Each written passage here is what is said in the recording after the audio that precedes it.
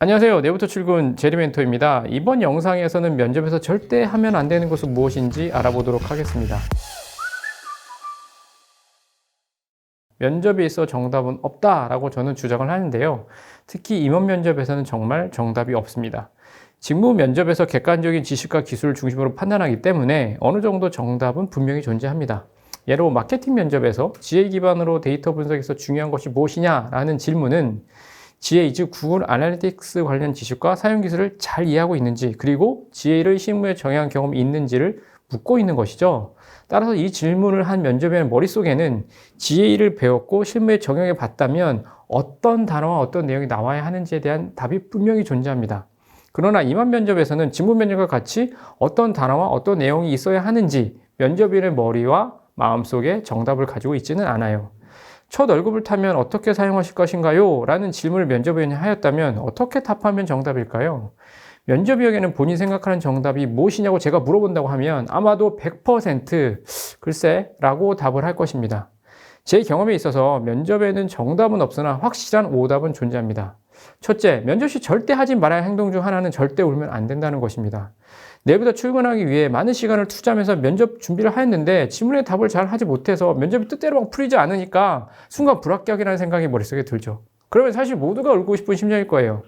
일을 마음에서 끝내지 않고 우는 분들이 계시는데요. 그러면 불합격 확률이 매우 높아집니다. 어떤 면접위원은 그 자리에서 우는 것 자체만으로도 불합격 등급으로 평가합니다. 왜 그럴까요? 우는 순간 이성적으로 판단해야 할 면접에서 면접위는 모두 이성을 떠나 감성적으로 되고 더 이상 평가를 진행할 수 없게 되는 것이죠. 또한 면접위원이 합격 등급을 평가하려 해도 내가 우는 것에 영향받아서 그러나? 이 감정에 뭔가 호소하는 건가? 하고 오히려 부정적인 평가를 합니다. 무엇보다 입사에서 어려운 일이 있으면 눈물을 보이겠군 이라는 생각을 분명히 해요. 따라서 절대 울지 마세요. 물론 울고도 합격하신 분이 있을 수는 있지만 확실히 말씀드릴 수 있는 건 울어서 합격한 건 아닐 겁니다. 둘째, 절대 지원 회사에 대한 부정적인 평가를 하지 마세요. 면접위원도 사람인지라 내가 속해 있는 조직, 또 내가 관여하고 내가 만든 제품과 서비스를 부정적으로 이야기하면 누가 좋아할까요? 누구도 좋아하지 않아요. 만약 부정적인 평가를 해야 한다면 평가에 그치지 말고 어떻게 개선하면 좋을지 답을 들고 이야기하여야만 합니다. 우리 회사가 개선해야 할 점은 우리 서비스가 개선할 점을 묻는 것은 우리 회사와 서비스에 얼마나 많은 관심이 있고 이 중에 무엇을 하면 더 좋아지냐는 의미이지 부정적인 것만을 이야기하는 뜻은 결코 아닙니다. 셋째, 단편적이며 당연한 답을 하지 마세요. 면접위원이 어떻게 하면 말씀하신 목표를 달성할 수 있을까요? 라고 물었을 때 지원자께서 주변 제안을 적절히 해서 최대한 노력하면 된다고 생각합니다. 라고 하면 면접위원은 할 말이 없어요. 즉 평가할 것이 없잖아요. 누가 적절히 최대한 노력을 몰라서 질문을 하는 것인가요? 그냥 하면 된다 인 건가요? 단편적으로 너무나 당연한 답을 하면 더 평가할 내용도 없고 때로는 진짜 막 화가 나요. 넷째, 우기지 마세요. 면접에서 본인이 한 번 말한 내용을 바꾸면 면접에서 불합격이라고 생각해가지고 면접위원이 힌트를 줘도 임전부터의 정신으로 고집을 피우는 분들이 있습니다.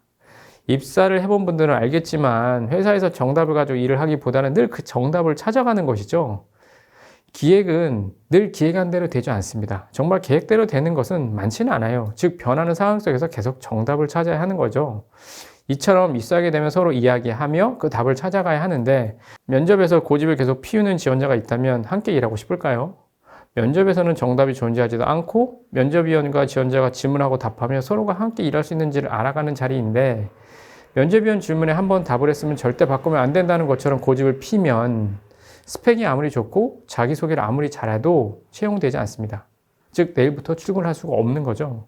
저 역시 면접을 보면 질문을 하고 지원자분의 답변을 듣습니다. 그리고 저와 생각이 다르거나 지원자가 말씀하시는 것이 아니라는 판단이 들면 지원자처럼 말씀하시는 사항이면 이런 상황에서는 어떻게 될까요?와 같이 기존 지원자분의 방향을 의도적으로 환기합니다. 즉 힌트를 드리는 거죠. 왜냐고요?